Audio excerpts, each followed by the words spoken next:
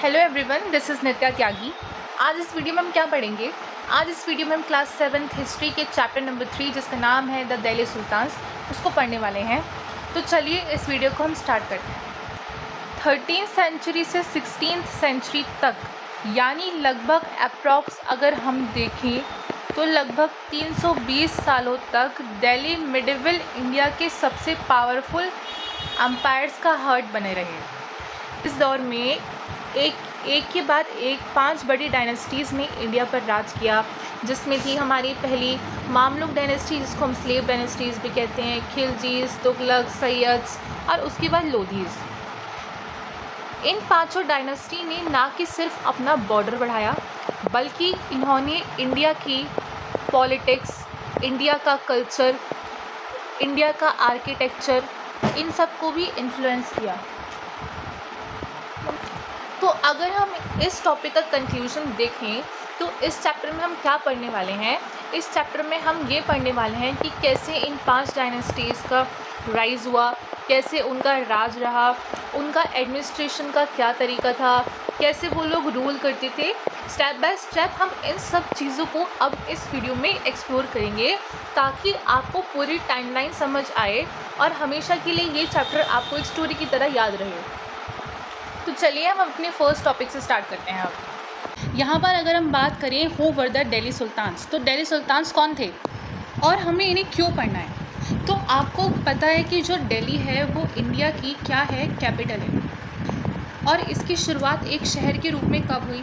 अगर हम बात करें दिल्ली की शुरुआत एक शहर के रूप में कब हुई, तो दिल्ली की शुरुआत एक शहर के रूप में तब हुई जब यहाँ पर सुल्तान्स का क्या आया, राज आया। 1206 से लेकर 1526 तक लगभग 320 साल तक नॉर्थ इंडिया पर 5 मेजर डायनेस्टीज़ का रूल रहा।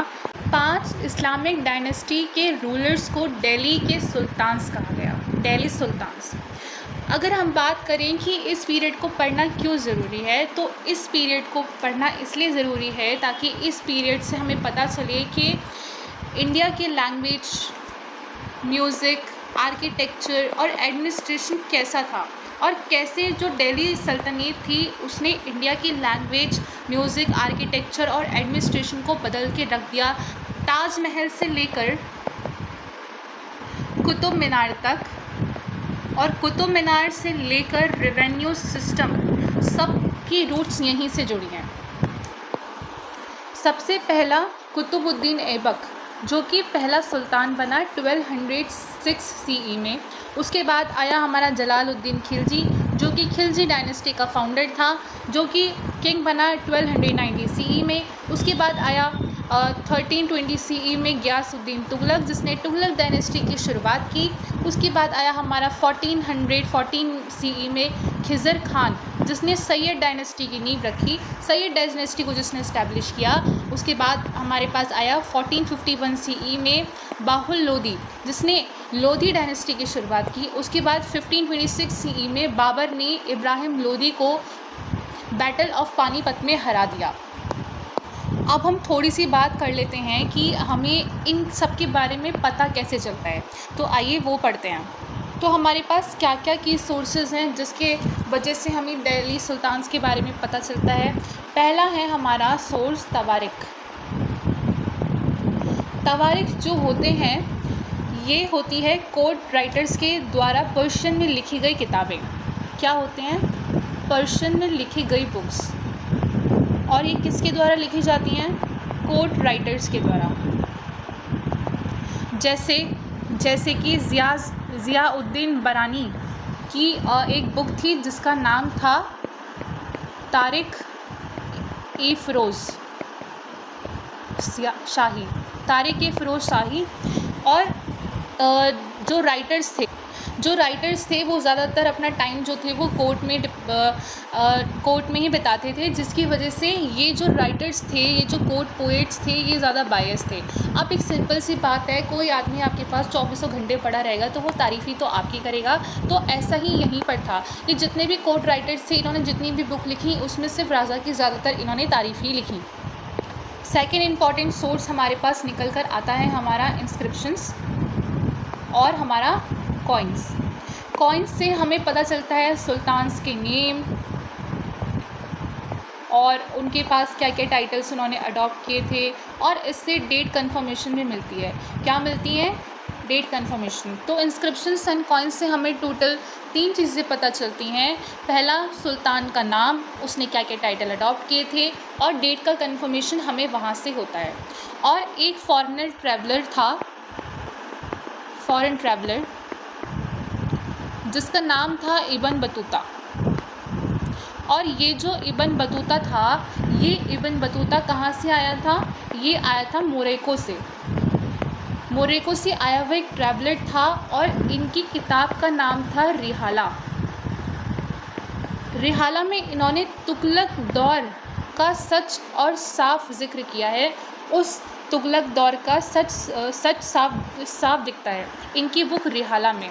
तो ये भी एक हमारा इम्पॉर्टेंट सोर्स इसको हम कह सकते हैं।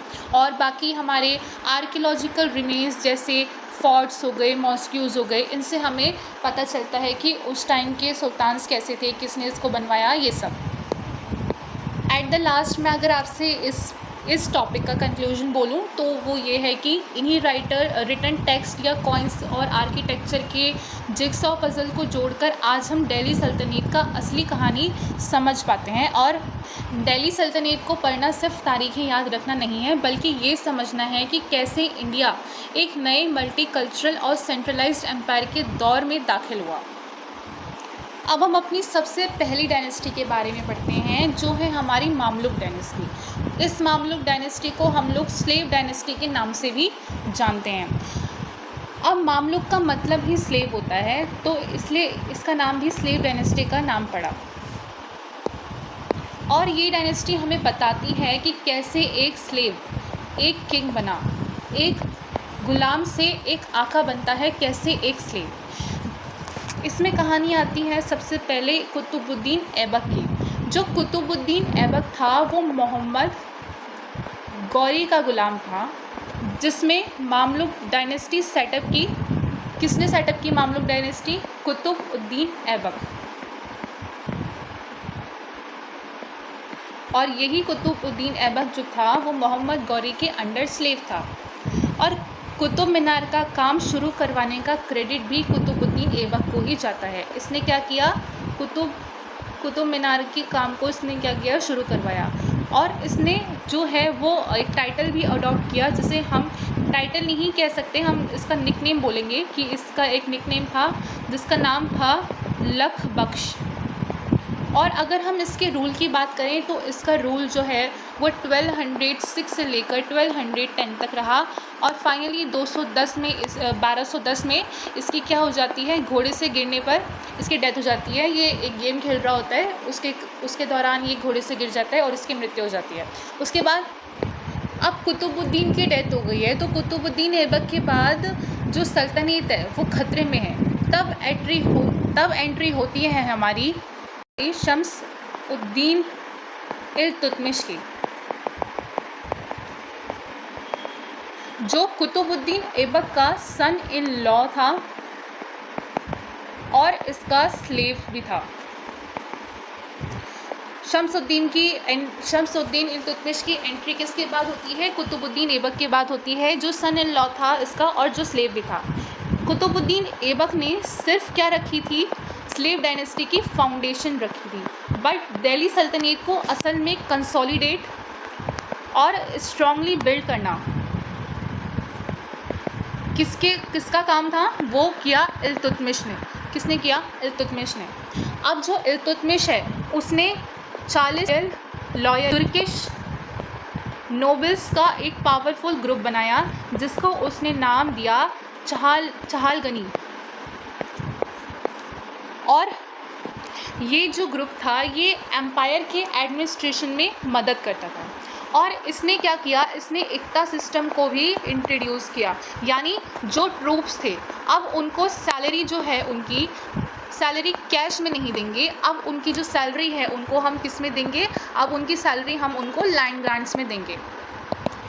ये था हमारा एकता सिस्टम। पहले ट्रूप्स को जो कैश में सैलरी दी जा रही होगी, अब वही सैलरी उनको हम कैश में ना देकर ज़मीन दान दे देंगे, उनकी एज अ सैलरी हम उनको लैंड ग्रांट कर देंगे।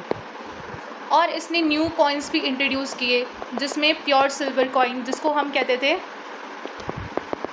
तनका, और कॉपर के कॉइन जिसको हम बोलते थे जिटाल, ये इसने इशू करवाए, जिससे जो इकोनॉमी और ज़्यादा क्या हुई, इससे इकोनॉमी और ज़्यादा स्ट्रॉन्ग होने लगी।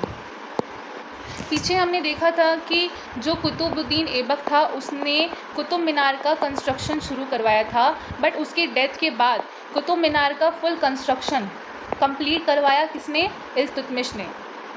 इल्तुतमिश ने कुतुब मीनार का पूरा कंस्ट्रक्शन कंप्लीट करवाया और उसके 4 स्टोरीज़ बनाई, मतलब 4 मंजिल्स बनाई। 4 मंजिल तक कुतुब मीनार को बना के उसने पूरा करवाया। और इसका एक बहुत बड़ा हम कह सकते हैं कि इसका बहुत बड़ा क्रेडिट ये भी है कि इसने इंडिया को मंगोल से बचाया। जब चंगेज़ खान सेंट्रल एशिया को तबाह कर रहा था, इल्तुतमिश ने स्मार्ट डिप्लोमेसी से दिल्ली को मुग़ल के अटैक से बचाया। किसको बचाया? दिल्ली को। किसके अटैक से? मंगोल्स के अटैक से। जो हमारा इल्तुतमिश है उसने बचाया था दिल्ली को चंगेज़ खान की अटैक से, जब उसने सेंट्रल एशिया को तबाह कर दिया था और वो दिल्ली को तबाह करने वाला था। और इल्तुतमिश ने अपने बाद अपने नालायक बेटों को राजा ना बनाकर अपनी बेटी, जिसका नाम रज़िया सुल्तान के नाम से हम जाते हैं, उसको वारिस बनाया था अपना। क्या बनाया था इसको? अपना सक्सेसर। अपने बेटों को ना बनाकर उसने अपने डॉटर को रज़िया सुल्तान को अपना वारिस बनाया। तो ये हमने पढ़ा कि क्या था इल्तुतमिश। अब हम पढ़ेंगे रज़िया सुल्तान के बारे में। अब जो रज़िया सुल्तान थी वो सल्तनत की पहली और आखिरी वुमेन थी, पहली और आखिरी महिला थी। उसने मेल अटायर पहनना शुरू किया। उसने कोई भी घूंघट वगैरह नहीं रखा, ठीक है। उसने घूंघट हटाया, उसने मेल अटायर पहनना शुरू किया। उसने दरबार लगाए, कोर्ट्स में मीटिंग की ओपनली। मगर उस ज़माने की जो नॉबल्स थे, जिन्हें हम चहल गनी के नाम से जानते हैं, उन्हें उस ज़माने में रज़िया का काम करना पसंद नहीं आया, क्योंकि वो एक औरत थी और पुरुष प्रधान समाज में औरतों को काम करना आदमी को कभी पसंद नहीं आ सकता।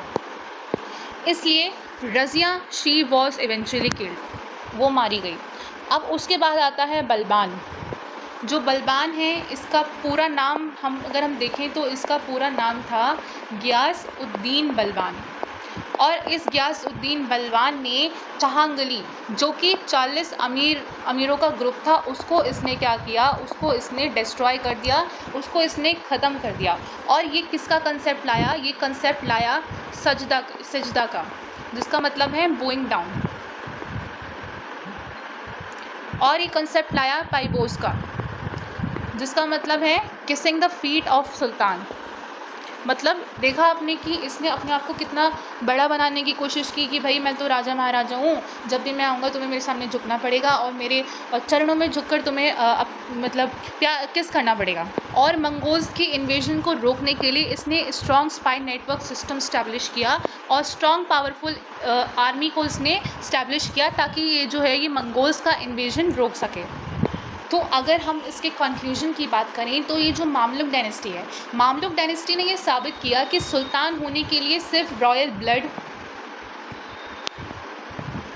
होना ही काफ़ी नहीं है, बल्कि पावर, स्ट्रैटेजी के बल पे भी कोई राजा बन सकता है। ये थी मामलुक डायनेस्टी की स्टोरी, जहाँ पर कैसे एक स्लेव जो है वो किंग बनता है। अब आती हैं हमारी खिलजी डायनेस्टी। 1290 से 1320 CE तक खिलजी डायनेस्टी का राज रहा। ये लोग मेजरली अफ़गानिस्तान के रीजन से आए थे, इसलिए जो पुराने टर्किश लोग थे, पुराने टर्किश नॉवेल्स जो थे, वो इनका विरोध करते थे। लेकिन जलाल उद्दीन खिलजी के बाद जब आया हमारा अलाउद्दीन खिलजी, तो इसने दिल्ली सल्तनत का मैप पूरी तरीके से बदल कर रख दिया। अलाउद्दीन खिलजी के अंदर सल्तनत अपने सबसे बड़े टेरिटोरियल एक्सटेंट तक पहुंची। अलाउद्दीन ने एक revolutionary market control policy introduce की, ताकि जो स्टैंडिंग आर्मी है वो कम कॉस्ट में लेस कॉस्ट में मेंटेन की जा सके। उन्होंने सारे फूड ग्रेन्स जैसे क्लोथ्स हो गए, शुगर हो गई और कैटल, इन सब के जो प्राइसेस हैं, इन सब के प्राइसेस क्या कर दिए, प्राइसेस फिक्स्ड कर दिए थे। और अगर हम बात करें तो शाहाना ई मंडी नाम के स्पेशल ऑफिसर्स मार्केट्स को सुपरवाइज़ करते थे। ये क्या करते थे, मार्केट्स को सुपरवाइज़, ताकि वेट्स में चीटिंग करने वालों को स्ट्रिक्ट पनिशमेंट मिल सके। आर्मी को ज़्यादा सैलरी देने के बजाय ज़रूरत के हर सामान जैसे अनाज, कपड़ा, चीनी का प्राइस ही फिक्स कर दिया था अलाउद्दीन खिलजी ने। और अगर हम बात करें मिलिट्री और रेवेन्यू रिफॉर्म्स की, तो जो अलाउद्दीन खिलजी है, अलाउद्दीन खिलजी ने लैंड ग्रांट्स को हटाकर कैश में सैलरी देना शुरू कर दिया। जहां अब भी हमने मामलुक डायनेस्टी या हम कहें कि स्लेव डायनेस्टी में देखा था, जो सैलरी है वो ट्रूप्स को कैसे दी जाती थी, लैंड ग्रांट्स के तरीके से दी जाती थी। बट यहाँ पर अलाउद्दीन खिलजी ने क्या किया है, लैंड ग्रांट्स की जगह सोल्जर्स को कैश सैलरीज देना शुरू कर दिया। करप्शन और फ्रॉड रोकने के लिए इसने क्या किया, चेहरा, इसका इंट्रोडक्शन किया। यानी मतलब चेहरा हम कह सकते हैं कि description, role, ID card soldiers की, जैसे आप स्कूल में जाते हैं ना, आपके भी आईडी कार्ड्स होंगे, कॉलेज में आपके भी आईडी कार्ड्स होते हैं। ऐसे ही यहाँ पर अलाउद्दीन खिलजी की जो मिलिट्री है, इसने यहाँ पर चेहरा इंट्रोड्यूस किया। मतलब कि अब हर सोल्जर के पास एक आईडी कार्ड होगा। और उसने क्या इंट्रोड्यूस किया, उसने दगा इंट्रोड्यूस किया, मतलब ब्रांडिंग ऑफ हॉर्सेस, ये वाला सिस्टम ये लेकर आया। और डोब रीजन में रहने वाले जो पीजेंट्स थे, इसने उन पर बहुत ज़्यादा हैवी टैक्स लगाया। लगभग 50% लैंड टैक्स उन पीजेंट्स पर लगाया जो डोब रीजन में रहते थे। अलाउद्दीन खिलजी का जनरल, जिसका नाम था मलिक काफूर, इसने एक्सपीडिशंस किए वारंगल, द्वार समुद्र और मदुरई तक। अपने एम्पायर को क्या किया, इसने एम्पायर को एक्सटेंड किया। इन शॉर्ट अगर हम कहें तो जो सोल्जर्स हैं उनको ज़मीन की जगह डायरेक्ट कैश सैलरी देना शुरू किया। और धोखेबाजी रोकने के लिए हर सेना का आईडी कार्ड, चेहरा या फिर घोड़ों पर स्टाम्प, जिसे हम दगा कहेंगे, लगाना शुरू कर दिया। और डोब रीजन में रहने वाले पीजेंट्स पर इसने 50% कैश और 50% लैंड टैक्स इम्पोज कर दिया। तो खिलजी डायनेस्टी 1290 से 1320 तक दिल्ली सल्तनत की हिस्ट्री का सबसे एग्रेसिव और डिसिप्लिन पीरियड रहा। जलालुद्दीन खिलजी से शुरू हुई ये डायनेस्टी अलाउद्दीन के मार्केट कंट्रोल, कैश सैलरी, चेहरा दगा सिस्टम और मालिक काफूर के सदन कैंपेन्स की वजह से एक पैन इंडिया एम्पायर बनी। तो जो खिलजी डायनेस्टी है, खिलजी डायनेस्टी के बाद 1320 सीई में अब आती है हमारी कौन सी dynasty, Tughlaq dynasty. Tughlaq dynasty की जो नींव थी वो गियासउद्दीन तुगलक ने रखी थी। लेकिन इस डायनेस्टी की सबसे बड़ी कहानी घूमती है दो शासकों के गिर्द, जो कि है पहला हमारा मोहम्मद बिन तुगलक और दूसरा है हमारा फिरोज शाह तुगलक। जो फिरोज शाह हैं वो मोहम्मद बिन तुगलक के ही कज़न थे। मोहम्मद बिन तुगलक को हिस्ट्री का सबसे एजुकेटेड, विजनरी और स्कॉलर किंग माना जाता है। लेकिन उसकी बुरी एग्जीक्यूशन की वजह से हिस्ट्री में उसे क्या कहा गया, वाइस फूल भी कहा गया, या हम कह सकते हैं मिक्स ऑफ अपोजिट्स भी कहा गया। आइए समझते हैं कि ऐसा क्यों हुआ। मोहम्मद बिन तुगलक के 4 इम्पॉर्टेंट एक्सपेरिमेंट्स थे। पहला था इसका transfer of capital. Southern India पर बेटर एडमिनिस्ट्रेटिव कंट्रोल के लिए कैपिटल दिल्ली से दौलताबाद देवगिरी शिफ्ट की। इन्होंने कैपिटल कहाँ शिफ्ट की, इन्होंने देवगिरी दौलताबाद। पब्लिक को हंड्रेड्स ऑफ किलोमीटर पैदल ले जाकर इन्होंने मार्च करवाया, जिससे लोगों को इमेंस सफरिंग हुई। लोग बहुत परेशान हो गए इस राजा से। भाई अच्छी खासी तुम्हारी दिल्ली में कैपिटल है, फिर तुम लोगों को देवगिरी लेके जा रहे हो और तुम लोगों को पैदल मार्च करा रहे हो, अपने आप तुम आराम से जा रहे हो मस्त तरीके से, तो लोग तो सफ़र करेंगे ही ना इसमें। बाद में रियलाइज़ हुआ कि नॉर्थ इंडिया पर कंट्रोल नहीं हो पा रहा है, तो ये क्या हुआ, फिर ये वापस आ गए दिल्ली। पहले ये दिल्ली से ही देवगिरी गया और देवगिरी से ही फिर क्या हुआ, ये दिल्ली वापस आए जब इन्हें पता चला कि नॉर्थ इंडिया पर तो हमारा कब्जा ही नहीं हो पाएगा। तो देखा आपने इसको क्यों वाइस फुल किंग कहा गया, कि इसने लोगों को पैदल चलवाकर मार डाला। आधे लोग तो चलते ही रास्ते में मर गए। बाद में जब इसको पता चला कि दौलताबाद से नॉर्थ इंडिया और मंगोल्स को कंट्रोल करना नामुमकिन है, तो उसने सबको वापस दिल्ली आने को बोला। पहले ले गया लोगों को, फिर वापस भी लाया। तो ऐसे में तो लोग सफ़र ही करेंगे, और ऐसे राजा को फिर मूर्ख राजा नहीं बोलेंगे तो क्या बोलेंगे। सेकंड जो इसने एक्सपेरिमेंट किया वो किया इसने कॉइंड करेंसीज का, या हम कहें कि टोकन करेंसी। अब पढ़ते हैं कि टोकन करेंसी में क्या हुआ। सिल्वर की कमी को पूरा करने के लिए कॉपर और ब्रास के टोकन्स कॉइन्स चलाए गए। इसने क्या किया, कॉपर कॉइन्स का इंट्रोडक्शन किया, और जिन्हें सिल्वर कॉइन्स के बराबर वैल्यू दी। कॉपर कॉइन्स को ही इसने क्या किया, सिल्वर कॉइन्स के बराबर इसने क्या दे दी, इसको वैल्यू दे दी।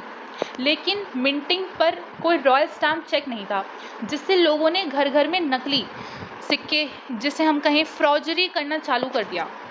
इकोनॉमिक चायस हुआ और प्लान अबेंडन करना पड़ा। मतलब देखा आपने, पहले तो ये लोगों को देवागिरी ले गया, दौलताबाद ले गया, पता चलवाकर हज़ारों लोग मर गए रास्ते में। फिर उसने एक महान काम किया कि कॉपर वाले कॉइन्स को सिल्वर की वैल्यू दे दी। अरे चलो दी भी थी तो इस पर कोई स्टाम्प होता जिससे कि पता चलता कि कौन सा कॉपर का है कौन सा सिल्वर का है। अब लोगों ने क्या कर दिया, उसकी फ्रॉजरी करना चालू कर दिया है।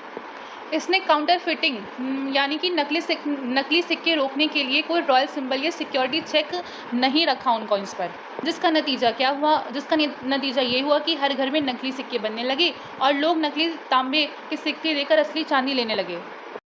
और आखिर में क्या हुआ, आखिर में सुल्तान को अपना ही फैसला वापस लेना पड़ा और इसका खजाना खाली हो गया। इसका थर्ड एक्सपेरिमेंट ये था कि इसने डोब वाले रीजन में हैवी टैक्सेशन इम्पोज कर दिया। क्या कर दिया, हैवी टैक्स इसने इम्पोज कर दिया। पर कोइंसिडेंस देखिए कि उसी वक्त वहाँ पर फेमाइन आ गया और किसानों के पास खाने को नहीं था और टैक्स का प्रेशर बढ़ गया, जिससे पीजेंट्स ने क्या किया, पीजेंट्स ने इसके खिलाफ रिवोल्ट किया और खेती छोड़कर किसान जंगल भाग गए। इसका चौथा एक्सपेरिमेंट है खुरासान और कराचल एक्सपीडिशंस। मोहम्मद बिन तुगलक ने सेंट्रल एशिया और हिमाचल चाइना बॉर्डर को जीतने के लिए लाखों की आर्मी को पहले से ही एडवांस सैलरी इसने दे दी।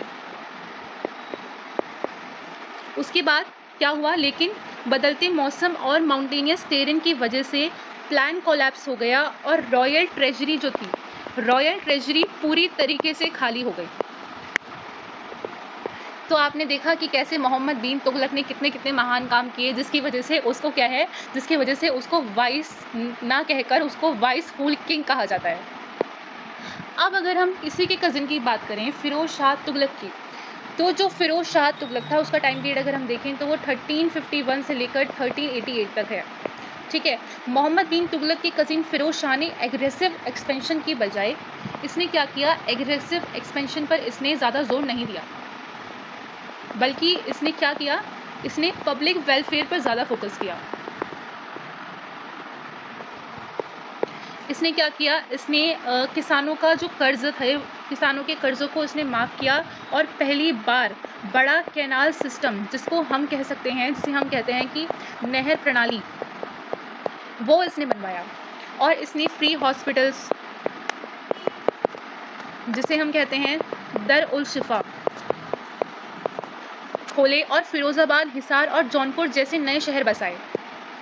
और इसने जजिया टैक्स को ब्राह्मण और नॉन मुस्लिम पॉपुलेशन पर स्ट्रिक्टली सेपरेट रूप से लगाया और सती प्रथा पर रोक लगाने की भी इसने कोशिश की। फिरोज शाह तुगलक ने सती प्रथा पर रोक लगाने की भी कोशिश की थी और नॉन हिंदूज़ पर या फिर हम कहें ब्राह्मण्स पर जजिया टैक्स को स्ट्रिक्टली सेपरेट टैक्स के रूप में लगाया था इसने। तो ये था हमारा फिरोज शाह तुगलक के बारे में। At the end but not least, अगर हम तुगलक डायनेस्टी के डिक्लाइन की बात करें तो फिरोज शाह के वीक सक्सेसर और 1398 में तैमूर के भयानक इन्वेजन ने दिल्ली सल्तनत की कमर तोड़ दी। मतलब क्या हुआ, तैमूर के इन्वेजन ने दिल्ली सल्तनत को क्या कर दिया, दिल्ली सल्तनत को इसने वीक कर दिया। तो तुगलक डायनेस्टी ये सिखाती है कि कितने भी विजनरी प्लान्स क्यों ना हो, अगर उनका एग्जीक्यूशन बिना ग्राउंड रियलिटी को समझे किया जाए तो वो डिजास्टर बन जाते हैं। मोहम्मद बिन तुगलक की एम्बिशियस एक्सपेरिमेंट और फिरोज शाह के वेलफेयर मेजर्स ने दिल्ली सल्तनत के एडमिनिस्ट्रेटिव स्ट्रक्चर को हमेशा के लिए बदल कर रख दिया। ये था हमारा तुगलक डायनेस्टी के बारे में। तो अब हम बात करेंगे सैयद और लोधी डायनेस्टी की, कि सैयद और लोधी डायनेस्टीज़ का राइज कैसे हुआ, क्या इनका एडमिनिस्ट्रेशन रहा और कैसे इनका डिक्लाइन हुआ। अभी तक हमने तुगलक डायनेस्टी तक कवर कर लिया है और हमने ये देखा कि तुगलक डायनेस्टी के ख़त्म होने के बाद जो दिल्ली सल्तनत थी अब वो क्या पड़ने लगी, वीक पड़ने लगी, क्योंकि जो तैमूर था, तैमूर ने दिल्ली सल्तनत पर अटैक किया, जिसकी वजह से जो दिल्ली सल्तनत थी वो वीक होना शुरू हो गई। 1414 से लेकर 1526 CE के बीच दो डायनेस्टीज़ हमारी उभर कर आती हैं, जो थी हमारी सैयद डायनेस्टी और सेकंड थी हमारी लोधी डायनेस्टी। इस दौर में सल्तनत का कंट्रोल, अब इस टाइम पीरियड में क्या होता है, इस दौर में सल्तनत का कंट्रोल सिर्फ दिल्ली और उसके कुछ आसपास के क्षेत्रों तक ही सीमित रह जाता है। जहाँ पहले इतना बड़ा दिल्ली सल्तनत हुआ करती थी, बट अब क्या हो रहा है 1414 से 1526 के बीच में कि जो दिल्ली सल्तनत का कंट्रोल है अब वो दिल्ली में ही है और उसके बस कुछ आसपास के रीजन्स में ही इसका कंट्रोल रह गया है। अगर हम सैयद डायनेस्टी की बात करें तो सैयद डायनेस्टी के जो फाउंडर थे उनका नाम था खिज़र खान, और ये जो खिज़र खान था, ये खिज़र खान तैमूर का फॉर्मर गवर्नर था। सैयद प्रॉफिट मोहम्मद के डिसेंडेंट होने का क्लेम करते थे। ये क्या क्लेम करते थे कि ये जो प्रॉफिट मोहम्मद हैं ये इनके डिसेंडेंट्स हैं, प्रॉफिट मोहम्मद के। ये वीक रूलर्स थे जिनका कंट्रोल दिल्ली के बाहर बहुत कम था, मतलब कि दिल्ली में ही इनका ज़्यादातर कंट्रोल देखने के लिए मिलता है, इसके आउटसाइड दिल्ली के बाहर बहुत कम कंट्रोल है, ये ऐसा कोई ख़ास कंट्रोल हमें देखने के लिए मिलता है नहीं। और जो हमारा लास्ट सैयद रूलर था जिसका नाम था आलम शाह। आलम शाह दिल्ली को छोड़कर कहाँ शिफ्ट हो गया, दिल्ली इसने छोड़ दी और ये शिफ्ट हो गया जाकर बदायूं में, जिससे कि लोधीज़ को मौका मिल सके। सैयद के बाद अब आती है लोधी डायनेस्टी, और जो लोधी डायनेस्टी के अगर हम टाइम पीरियड की बात करें तो वो 1451 से लेकर 1526 CE तक हमें देखने के लिए मिलता है। और इस टाइम पर ये इंडिया की फर्स्ट, भारत की पहली अफगान डायनेस्टी थी। इसने जो बाहुल लोधी है, अगर हम बाहुल लोधी की बात करें, बाहुल लोधी, इसने सल्तनत में जान फूकी और जौनपुर को जीतकर एम्पायर को थोड़ा एक्सटेंड किया, या मतलब हम कह सकते हैं कि एम्पायर को थोड़ा बनाया। और सिकंदर कोली की अगर हम बात करें तो सिकंदर लोधी ये लोधी डायनेस्टी का सबसे पावरफुल रूलर माना जाता है, या हम कहें कि सबसे पावरफुल या सबसे स्मार्ट किंग था। और अपनी कैपिटल वहीं शिफ्ट की। इसने कहाँ पर शिफ्ट की अपनी कैपिटल, इसने अपनी शिफ्ट की कैपिटल आगरा में। जो आगरा सिटी इसने खुद बसाई थी वहीं पर इसने अपनी कैपिटल शिफ्ट कर ली, और इसने खेती के लिए ज़मीन की मेजरमेंट करवाई और ट्रेड को प्रमोट किया। अब अगर हम बात करें इब्राहिम लोधी की, तो जो इब्राहिम लोधी था, इब्राहिम लोधी लोधी डायनेस्टी का लास्ट रूलर था, या हम कह सकते हैं कि आखिरी रूलर था। और ये बहुत ज़्यादा गुस्से वाला और स्ट्रिक्ट रूलर माना जाता है, जिस वजह से इसके अपने ही अफ़गान की नोबल्स इसके खिलाफ हो गए। इसके खुद के नोबल्स अब इसके ही खिलाफ हो गए थे। ये इतना एग्रेसिव और इतना स्ट्रिक्ट रूलर था। तो अगर हम दिल्ली सल्तनत के डिक्लाइन की बात करें तो उसके क्या क्या कॉजेज़ हो सकते हैं। तो पहला कॉज था हमारे पास तैमूर्स